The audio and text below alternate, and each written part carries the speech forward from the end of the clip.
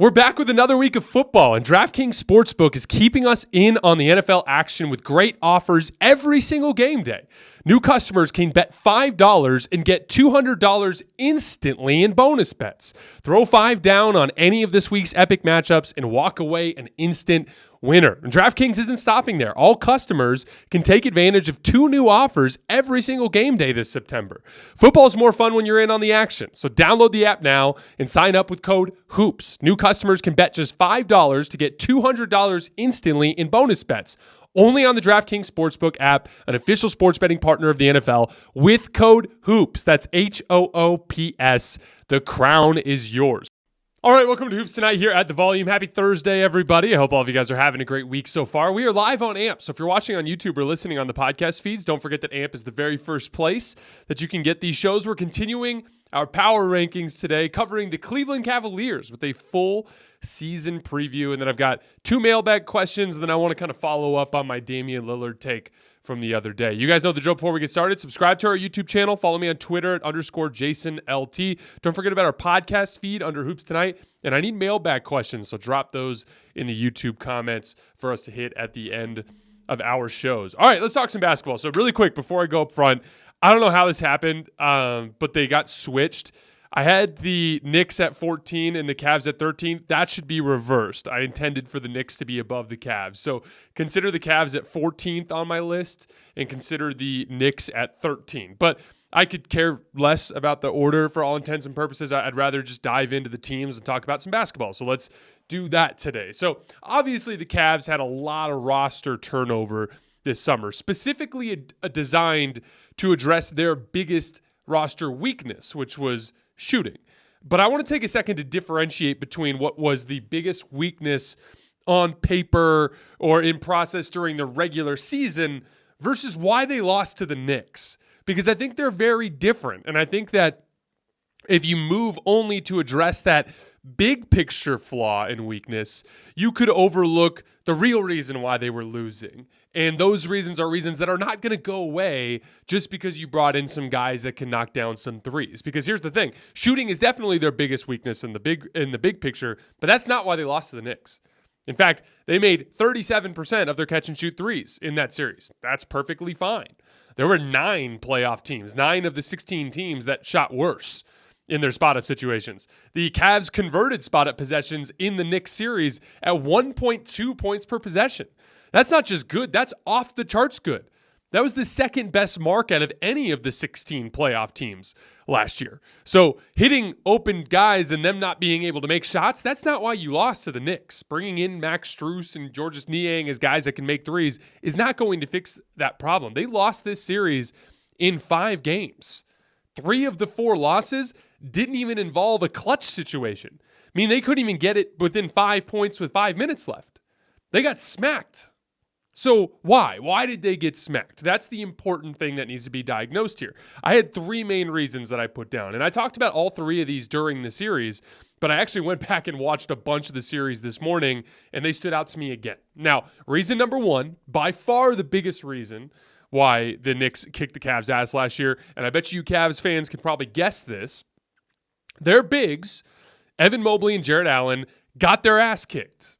Mitchell Robinson absolutely obliterated them on the glass. He had 29 offensive rebounds in 5 games. To give you an idea, Evan Mobley and Jarrett Allen combined between the 2 of them to get 30 offensive rebounds. So Mitchell Robinson almost had as many offensive rebounds by himself.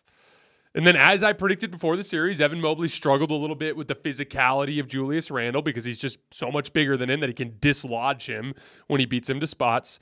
Isaiah Hartenstein killed him on the glass too. As a team, the Knicks had 75 offensive rebounds in 5 games. That's unheard of. That is unbelievably good. But here's the problem. We're just talking about the glass here. It actually got worse because the Cavs were an excellent pick and roll team in the regular season. As we know, we're going to talk about that a lot today. But as we pointed out, when they kicked it out to shooters in this series, they actually made shots. And, you know, part of the kind of plot line in that series was like, oh, we know the Knicks are going to ignore Isaac Okoro and they're going to ignore Lamar Stevens and they're going to force them into taking, you know, tough shots in pick and roll, right? Well, the biggest problem was actually the roll men. The the Cavs as a team logged 37 roll man possessions in the series, and they converted them into just 18 points. That's 0.49 points per possession. Here's how bad that was.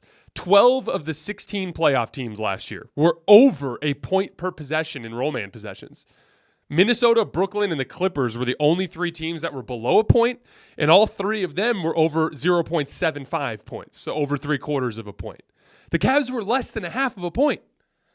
Evan Mobley, by himself, had 13 roll man possessions that he converted into 1 point, a free throw. He was 0 for 10 from the field.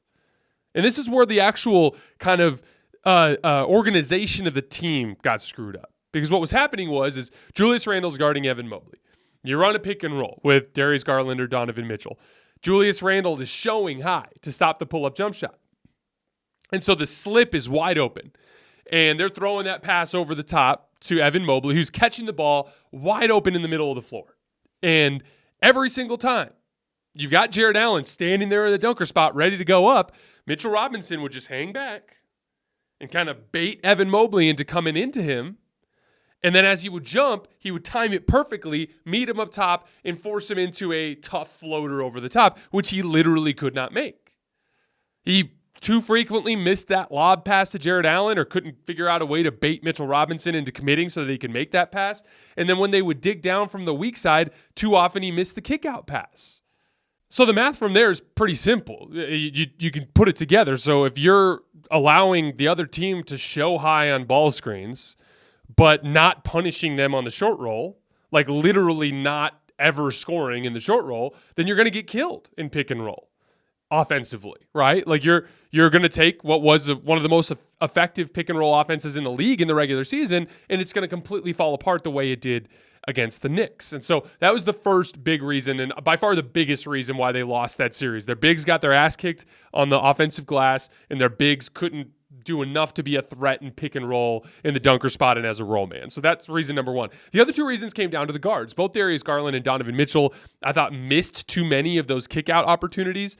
Donovan Mitchell in particular had a rough series in this regard. When I was watching the tape this morning, it's crazy how many reads he missed. Not just like skip passes to shooters, but like he straight up missed Jared Allen for dunks a bunch of times in that series underneath the basket and like tried to force something up over Mitchell Robinson that he would miss. And, you know, again, like we talked about, they had 1.2 points per possession in spot-up situations. That's great, but they didn't get as many of those possessions as they should have because the reads weren't being made. And part of that's frustration. I really think that it's a common thing that basketball players will do. Really, really good basketball players, when they're frustrated by something that's happening around them that's out of their control, they'll respond by forcing the issue. And both of them took a lot of really tough shots that they probably didn't need to take over the course of that series. And so offensive process was kind of the second reason. And then the third reason was the defensive entry points. And a lot of people are going to want to say Cedi Osman. And don't get me wrong, Cedi Osman was an issue. Jalen Brunson picked on him relentlessly. And whatever it was, you think he played like 19 minutes a game in that series. But it wasn't just him. The reality is that every single time a Cleveland Cavalier ball handler looked up and saw Darius Garland on them, their eyes lit up. It'd be like, you know, Jalen Brunson seeing that he's got Darius Garland on him and immediately taking him to work. Or, you know, RJ Barrett would catch on the left wing or in the left corner and be like, oh shit, Darius Garland's on me. Hard rip through to the left, easy layup. Like that's an entry point that's going to be a problem when you have two small guards, one of which is bad defensively and the other is average at best. It's kind of a roster alignment issue. And so, again, like it's important to differentiate between what their big picture issues were in the regular season and why they lost to the Knicks. The reason why they lost to the Knicks had very little to do with their role players. It's easy to focus on role players because it allows you to avoid big picture conversations, right? And let's look at this Cavs offseason. They went and got a bunch of shooting, right? It's clear that they view the role players as the reason why things went the way they did. And that is the easier solution because it's much harder to sit down as a front office and be like, hey, do you know why Evan Mobley had to contend with Mitchell Robinson every single time he caught on the short roll? Oh, we're running a too big offense in 2023.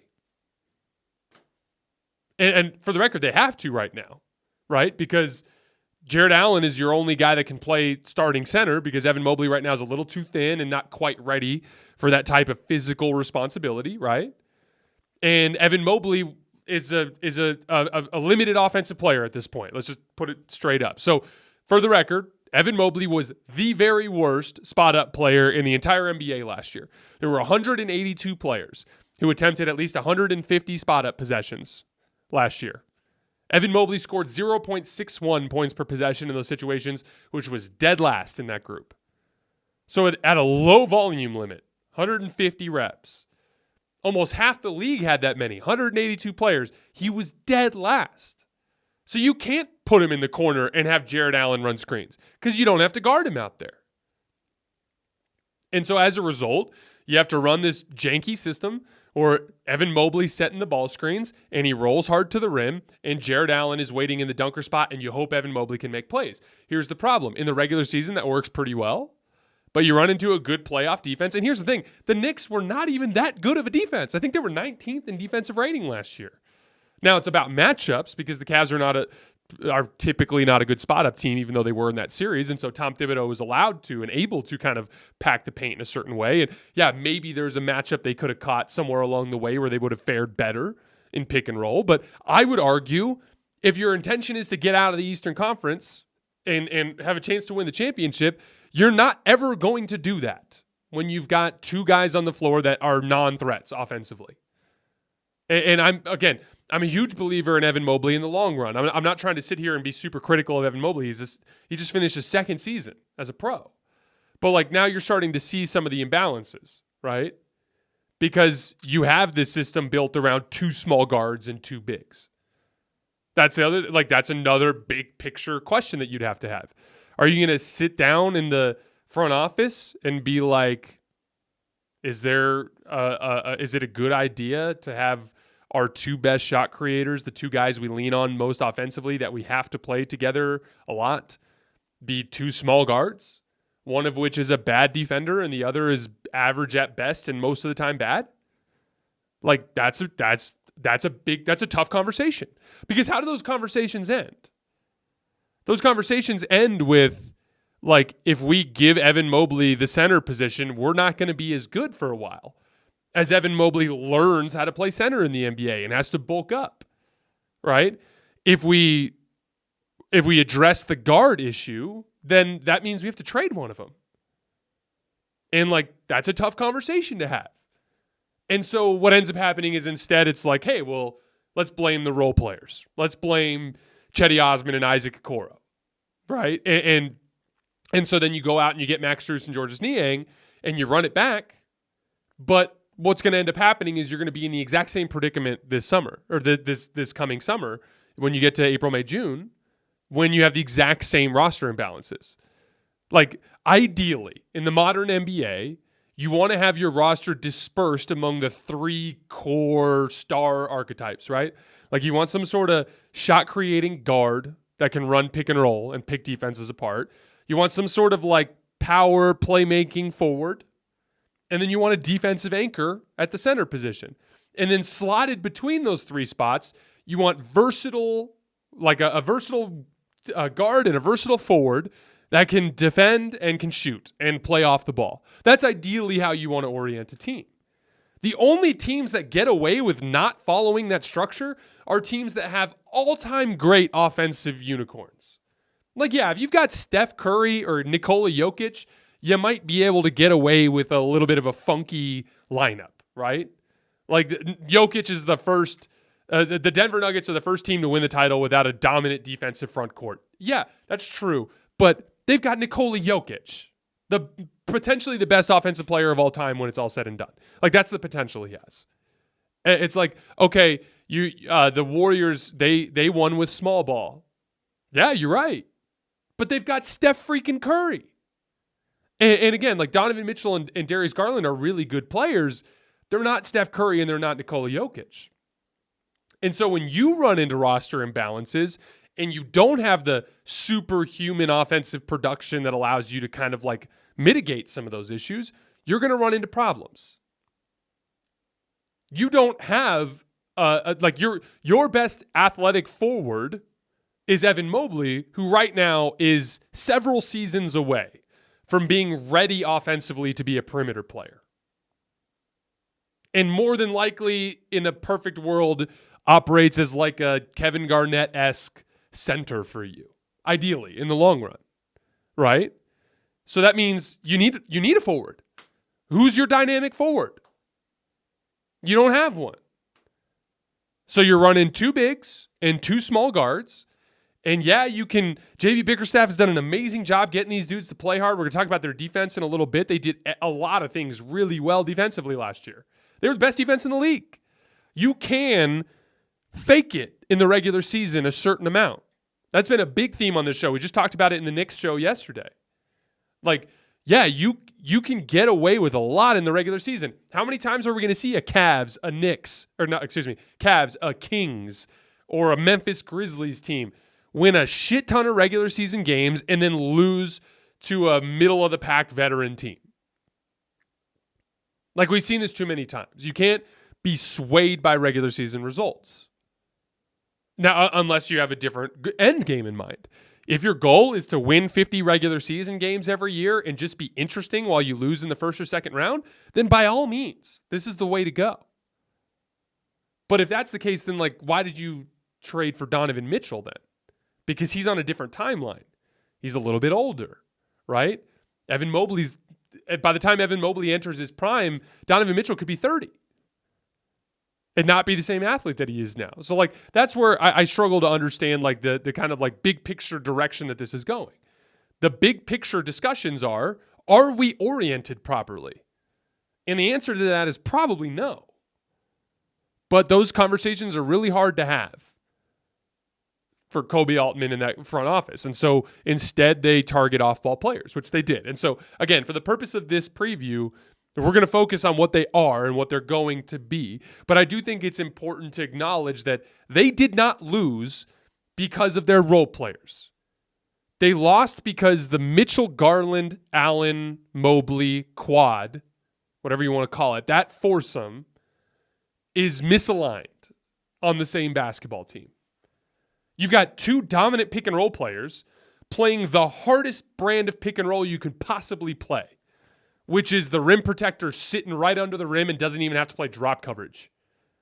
Like that's just a really difficult way to play basketball. And they've signed up for this for the immediate future. All right, so quick little offseason recap. They lost Danny Green, Robin Lopez, Raul Neto, Chetty Osman, Lamar Stevens, and Dylan Windler. Again, lots of roster turnover this year.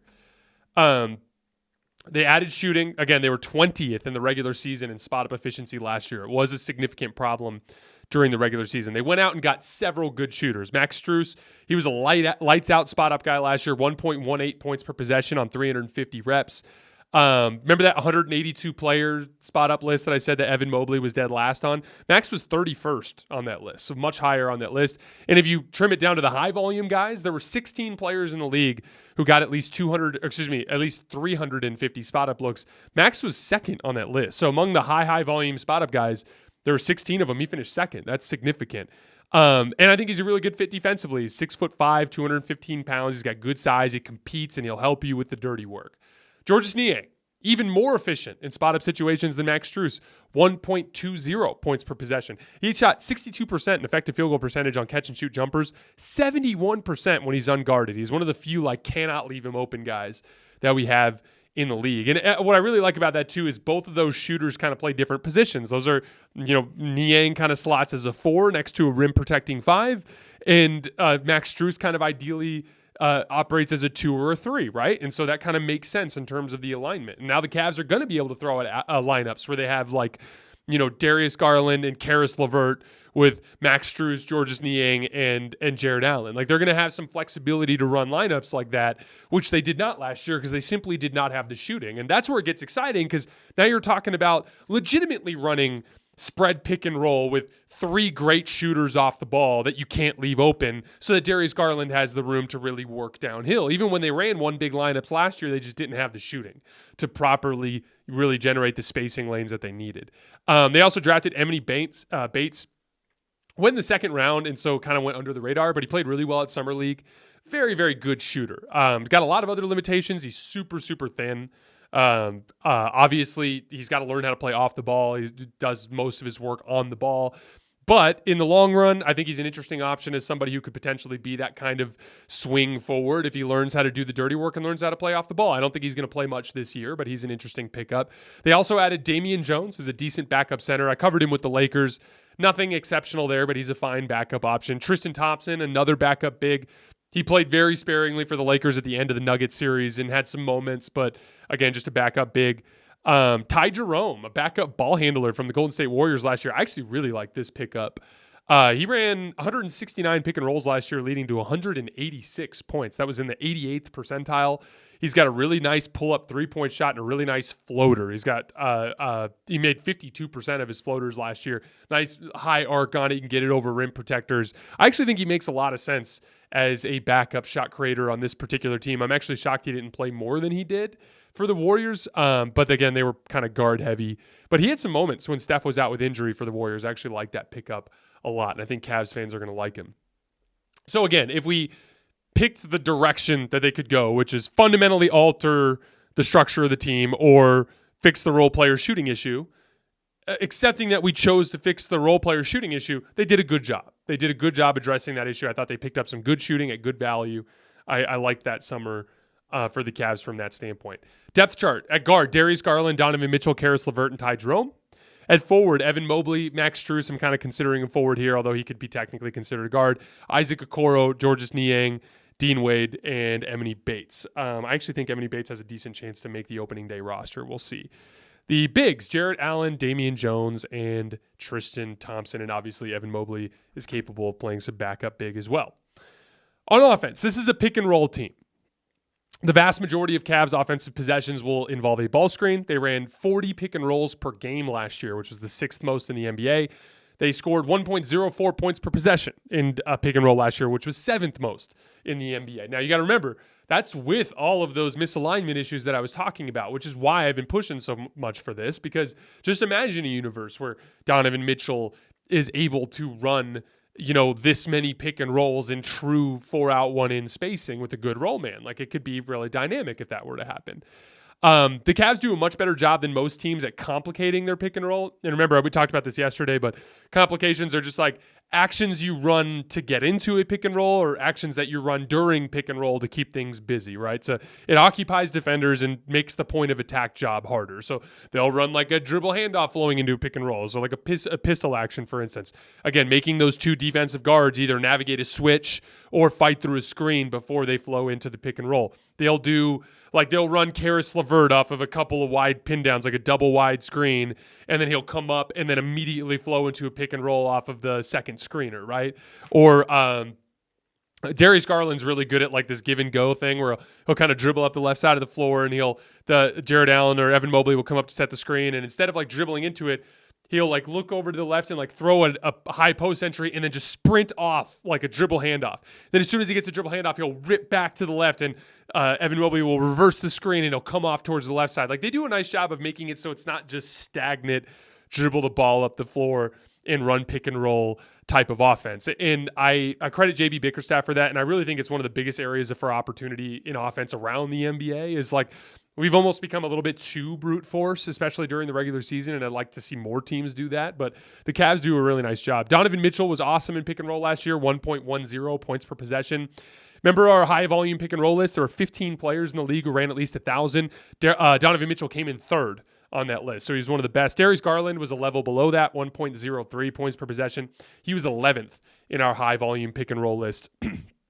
Karis LeVert, 1.01 points per possession on 471 reps. It's basically average. Attacking in ISO, Darius Garland had a rough year, 0.87 points per possession, but both Donovan Mitchell and Karis LeVert were good, well over a point per possession. They have no post-up attack. They scored just 320 points out of the post all season. That was 25th in the NBA, and they were 29th in efficiency out of the post. But the real area for opportunity here is trying to avoid the too big spacing issues as much as possible. Like, yeah, you were 8th in offensive rating last year, and it's easy to be like, oh, we're good on offense, but you were 20th in clutch offensive rating. So when the game really slowed down at the end of games, you couldn't score relative to your peers. And then you got to the postseason, you ran into a league average defense and couldn't score. So I think it's important to identify that ceiling there that needs to be addressed. And I think a couple ways you can address it in the short term is just staggering Mobley and Allen more, like cutting Jared Allen's minutes a little bit and running more Evan Mobley at the 5. I think Georges Niang slots really nicely as a 4 next to him. And so you could find more opportunities for one big lineups to make things easier. Or, here's the thing, like you can pay the price with some regular season struggles by giving Mobley more reps at the 5, knowing he's not going to do great at it. And maybe you pay the price in the regular season, but over the course of the season, he improves at it, and you have that as a look when you get to the postseason. But really, I don't think they're going to be able to reach their ultimate offensive potential until they reorient themselves. On defense, they were the best defense in the league last year. They were the only team in the NBA to allow fewer than 110 points per 100 possessions, excuse me. They were the 6th best paint defense and the 5th best 3-point defense. They allowed just 11.6 made threes per game. So one of the few teams in the league that did a really nice job of taking away the 2 most efficient shots in the game, which is the rim and the 3-point line. So credit to JB Bickerstaff and his staff for building a really good modern defense. I don't think it's a coincidence that they were the best defense in the league as a result. One weakness in their defense is they were 20th in rebounding. So not a big shock to see why New York caused them so many problems there. Most of that's just a couple things. 2 small guards. You're going to struggle to secure long rebounds with 2 small guards. And then Evan Mobley just being a little thin, something that he'll get better at in the long run. And then they do have entry points, like we talked about in the postseason. Again, it's easy to talk about Cedi Osman, but it wasn't just Cedi Osman. And the problem is their best point of attack defender last year was Isaac Okoro. But he was a bad spot-up player, only 0.97 points per possession. And so as a result, when they got to the postseason, they only played him 15 minutes a game.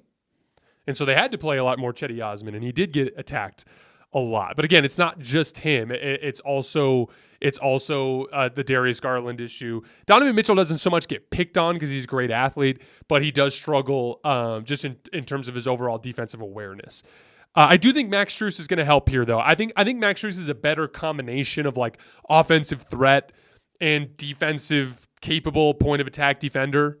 Like, I think that he's a better combination of those two things than really anybody who played on the wing last year for the Cavs. And so I think Max Strus is really going to help them there, but it's still going to be a fundamental issue with the ability to attack their guards when they get to the postseason.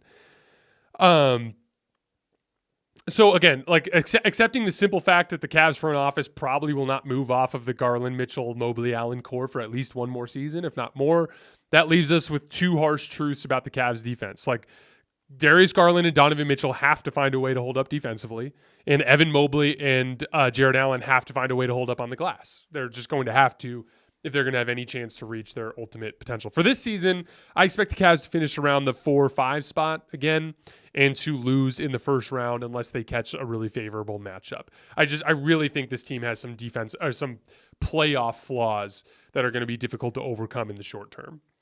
All right, before we get out of here, I want to talk about the Damian Lillard situation for just a second, and then we'll take 2 mailbag questions. So I've got a lot of backlash today over my Damian Lillard position on social media, and I wanted to address 2 counterpoints that I've heard that I don't understand. So one of the most common refrains I'll hear when I've had this position that I've taken is people will say things like, he signed a contract. Like, all they owe him is the money that's in the contract. And I think there's a couple things that we got to separate there. First of all, like, this is not an employer type of situation where like you just like this is a salary that you collect and like the company is choosing to pay you that. This is a revenue share. The league generates a certain amount of revenue and the players get half of it. So like I don't look at it as like Portland gave Dame money. Dame got his share of the revenue. Portland just happens to be the vehicle with which he's enjoying that revenue. I don't think Portland should get bonus points for paying Damian Lillard max contracts when all 30 NBA teams would pay him max contracts. Like, I don't understand that philosophy.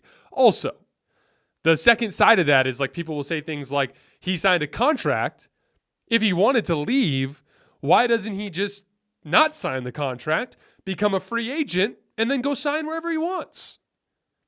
And that sounds great on the surface, right? That sounds super logical. But it's not that simple. Because Dame wants to leave because he wants an opportunity to contend for a championship. How often does a championship team have max cap space? A team that can win a championship? Almost never.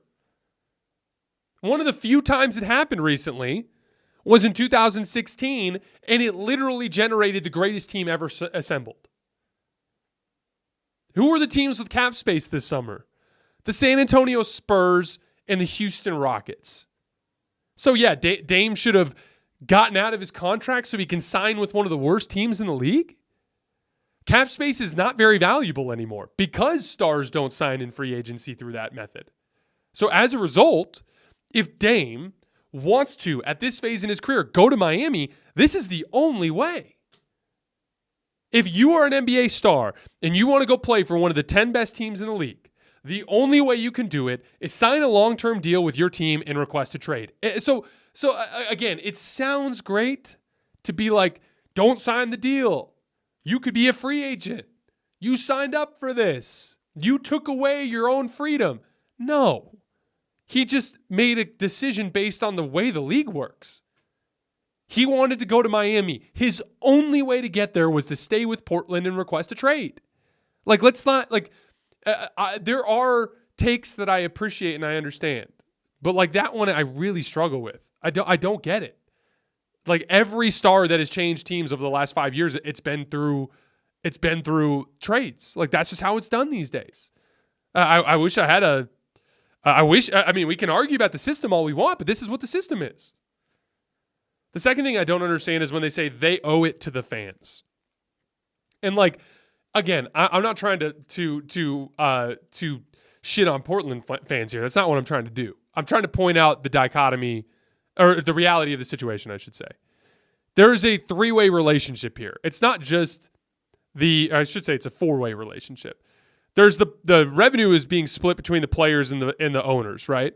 But the actual dynamic, the living organism that is the NBA, has four factions, and arguably more, but four main factions. You've got the organizations, and you've got the players, but you also have the fans and the media. And all four are incredibly important. The media is responsible for marketing the league. It's what makes the league digestible.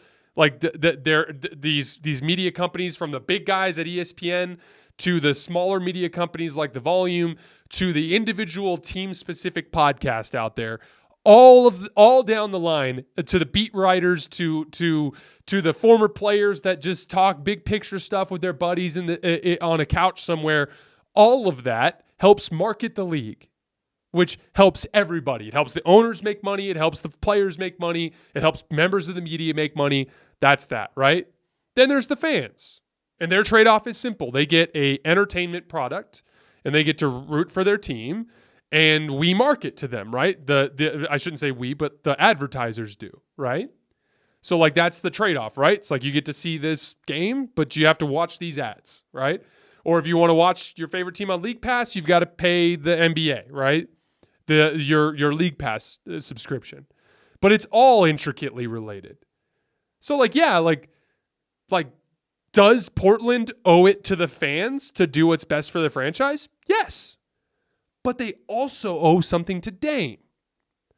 You can pretend that this is just a business relationship and, you only have to fulfill the terms of your contract. That's not how it works. Any of you guys who listen to this show that run your own business in some way, shape, or form, whether you run a small business in town, whether you got a side hustle, whether you sell real estate, whether you're an Uber driver, I don't care what it is you do. If you have a 1099 and you run your own kind of personal business, how you treat people matters. You can pretend it doesn't matter, but it does. And if you take a guy who devoted 11 years of his career there, probably a few years more than he should have,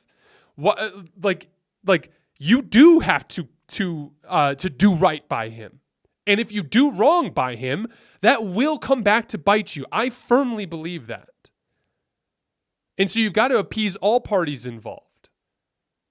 Yes, Portland owes it to their fans, but they also owe it to their players to take care of them. And the other side of that is I'd be like, where was that sense of obligation from Portland fans to do what's best for the team when the Portland front office was screwing off and wasting the Dame era? Like that doesn't make any sense to me. The one real opinion that I understand, the one that I've seen that like I'm like, okay, I see where you're coming from, is when people say, hey, Dame should have given them like 3 teams instead of 1 team. So at least they could pit them against each other and get a better offer. Again, that makes sense in a vacuum, and I do respect that opinion. But even then, I'd point out, like, does anybody really have 3 that they want, or is it 1 that they want? Like, if I told you guys you had to, you know, if you're a hooper and you wanted to get a new pair of basketball shoes, and you're a huge believer in the Kobe's, and you can get a Kobe, or you can get the PGs, or you can get the Kyries, like, and yeah, those are your top 3, but like, which one are you getting if you have your own choice? You're going to take the Kobe's, right? If you're a Kobe fan, or if you like the Kobe shoes better. Like, it sounds fancy in theory to be like, oh yeah, here's my list of 3 teams, but like, by the way, I want Miami. Like, sure, I'll go to Toronto, OKC, or Miami. Cool. But you don't think him and his agent are still going to tell the Heat that he wants to go there first? You don't think Dame's going to let those other teams know, like, yeah, by the way, I prefer Miami? Like, again, my criticism of Damian Lillard is just the overall way he's handled it. I think him and his agent have been way too aggressive behind the scenes. We get it, bro. You want to go to Miami. That's been clear since you made the trade request. No one is not clear on what your intentions are. You want to go to Miami. The way you've behaved behind the scenes, it's made you look bad. There's no doubt. But fundamentally here, I've got an organization that a player has been remarkably loyal to, way more loyal than most stars have in this era. Most stars in this era would have gotten to year 6 or 7 in Portland and been like, actually, this isn't really working out for me. I would like to go somewhere else. We've seen that time and time again. Instead, Dame said, no, I will try to make this work with you again. I will try to make this work with you again. He gave them much more margin for error than they deserved. I think they should do right by him. But like, again, like, he signed a contract. He gets half the revenue. That's how it works. And the only way you can go anywhere in free agency these days in terms of a good team is via trade. So like, saying that a player requesting a trade is dishonoring a contract is total bullshit. Because free agency is not free agency anymore. Free agency is I get to pick from one of like maybe if I'm lucky in a good summer, a half dozen teams that have available cap space, and they probably all suck. So like, don't say he should have gone to free agency when free agency doesn't exist anymore. That's dishonest. But again, I'm just ready for this to be over. Thankfully I have the Heat pretty high on my list anyway, so we'll get to them, and hopefully by the time we get there, Dame's already there. Because you know what I want to do? I want to talk about basketball, and I want to get back to talking about how Damian Lillard with Bam Adebayo is a super interesting duo, and what Eric Spoelstra can do to bring the best out of him defensively, right? Like, that's the kind of stuff that I want to talk about. But the saga needs to end, and it's dragging out because Portland's concerned with getting what's absolutely best for them instead of acknowledging the realities of their relationship with Damian Lillard over a decade. All right, 2 mailbag questions. First one is from Jacob. If the Suns' elite jump shooting continued and they somehow beat Denver, who would you have taken in a Suns-Lakers Western Conference Finals, and why? The answer to this is pretty simple. Are we accepting that elite jump shooting continues into the next round? Because, yeah, if Devin Booker makes 70% of his pull-up jump shots, they're beating everybody, including the Lakers. But the reality is like, they do rely a lot on pull-up jump shooting. And they didn't have a single player that could actually physically hang with LeBron. And Anthony Davis has kicked DeAndre Ayton's ass all over the place forever, right? And so as I look at that, if they played like the Suns did for the most part, I think the Lakers win the series. But yeah, in the world where the Suns continue to shoot the lights out, I would have picked the Suns to win that series. Certainly would have been a lot closer. I certainly think the Suns would have had a very good chance to beat the Lakers, but I would have picked the Lakers. Last mailbag question. Been watching your podcast since the 2022 season and really enjoy the insight you bring. My question is, do you believe you could ever be a GM or a coach at the NBA level? And if not, what qualifications do you think one needs to get such a position? So first of all, it's in terms of qualifications, coaching is a really interesting thing because I remember when I first got done playing, I wanted to coach. And for the record, I love what I do right now. But the one thing that I would stop doing this for is to coach. And only in the NBA because I'm not interested in doing it at the college level because I don't want to recruit. But the main reason why is because I miss the locker room. I miss the camaraderie. I miss the team goal. I get a lot of that with the volume. The volume has grown so much since I've been here. And we've added all these big names. We added Shannon Sharp the other day. That's awesome, right? We've added some big name NFL guys. We added Daniel Cormier, who's one of the biggest UFC media members in the world. We have a huge announcement for an NBA guy that we have a partnership with that's coming next week that I'm excited for you guys to hear about. I've enjoyed the growth of the volume and I'm stoked about that. But at the end of the day, this is kind of a solo deal, right? I work by myself. I've my producer and some other producers behind the scene that I work with. But in terms of this show, it's not very much of the basketball team type of vibe. And also the nature of this job involves criticism. I have to talk about basketball players not playing particularly well or a coach doing something that I disagree with, which doesn't really sit right with me. Why? Because who am I to sit here and criticize Donovan Mitchell, an NBA player, an NBA All-Star, an All-NBA player, about his, missing reads in pick and roll? I'm Jason fucking Timpf. I'm sitting in my guest bedroom in Tucson, Arizona. That doesn't sit right with me, right? Me talking about Tom Thibodeau over helping on drives. Tom Thibodeau is a proven NBA coach. Who am I to criticize Tom Thibodeau? But at the end of the day, that's the overly rational way of looking at it. The reality is this is sports media. And my job is to give my opinion. And I put in a lot of work to try to legitimize those opinions, right? You guys know that I'd never say anything on the show unless I've seen overwhelming evidence that makes me feel that way about it, right? So that you got to separate the reality of what this job is versus what kind of sucks about being an amateur criticizing a professional, right? Draymond Green talks about this a lot with the idea of the new media. And it's an interesting idea, but I if I ever get to interview an NBA player, which I'm sure it'll eventually happen, this will be one of the questions I ask. What's it like understanding that the media has a job to do, but being criticized by non-professionals?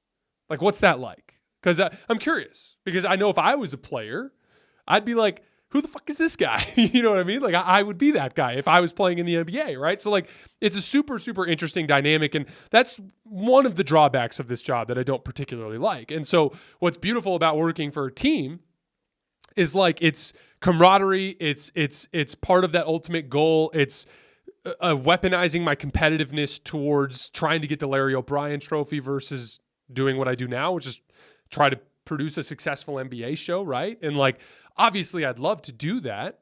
Obviously that would be ideal. I would never have to be critical of another team or coach except for in private, in conversations, right? I wouldn't have to publicly come out and criticize a player or coach, right? So that I certainly would like to do that. That would be the dream, right? I'd love to work for an NBA team, specifically in the coaching staff. I'm not as interested in potentially working in a front office, but I'd be lying if I said I wouldn't consider it. But the reality is there's a pathway there. There's a pathway to get to those jobs. And I remember when I got out of college, I wanted to coach. And when I looked into it, it was wait, I need to go be a graduate assistant at some school and just do a bunch of shitty work for some old dinosaur of a college basketball coach for 15 years just in hopes that maybe I'll get an assistant gig where I can handle recruiting for some dude forever before I finally maybe get some chance to maybe go coach at some mid-major somewhere. And then at that point, I'm already 48 years old. And that path just didn't interest me. Basketball coaching is much less of a meritocracy from the standpoint of grinding up through the ranks than actual actually playing the sport is. And in the NBA, it's kind of similar. It's like it's so many former players that are coaching in different positions, right? And like it's like, okay, or you can maybe work in a film room like Eric Spoelstra and grind away and maybe get that chance. And it's like, obviously I can't do that. I can't quit my job here at the Volume to go work a film room somewhere, right? So like the reality is like the only way it would work is if somebody just offered me a job, and that's not going to happen because I'm not qualified, so to speak. Obviously I take very much pride in my work. I hope you guys have seen that in this show, like how hard I work to make these to take these positions and to provide this analysis. And like I am obviously confident in my abilities. I believe that I know the game well, and I believe that I can offer something as a basketball mind. But like that's not something I can write on a resume. Like at the end of the day, like they're gonna take some dude who was a former player or an assistant at some other organization before they'd consider me, and I'm fine with that. And I'm at peace with that. And like if I do this for the rest of my life, I'd be thrilled. Like how fortunate am I to get to talk about the game of basketball every day? Like I was actually thinking about this. I was talking about it with my wife the other night, but like I had a really good day on Monday. I like played in my men's league on Sunday, and then I came home, and then I woke up on Monday morning and I trained my high school team. And then I came home and I did my video on, I think it was the Minnesota Timberwolves that day. And then like I did a really good basketball workout, like a really good weight session. And then I went and did a shooting workout. And I told my wife, I'm like, I feel so blessed that like I do basketball every day. Like every day in some form or fashion, I am around the game of basketball. And I feel very fortunate for that. And so like, I don't want to sit there and complain about my position. That's not what I'm doing. I love what I do. And if I do this forever, I will be thrilled. But at the end of the day, like I'd be lying to you if I said I wouldn't love the opportunity to be a part of a team in their journey to trying to win an NBA championship. I would love to do that one day. And who knows, maybe if I ever got to do that, maybe I'd still get to do this anyway, at least in some capacity. But very good question. And again, like I don't think that'll ever happen. And I think there are a lot of people that are more qualified than me that deserve it. And I'm at peace with that, but it is an interesting question. All right, guys, that is all I have for today. As always, I sincerely appreciate your support. We will be back tomorrow with number 12, and I will see you guys then and for some more mailbag questions as well.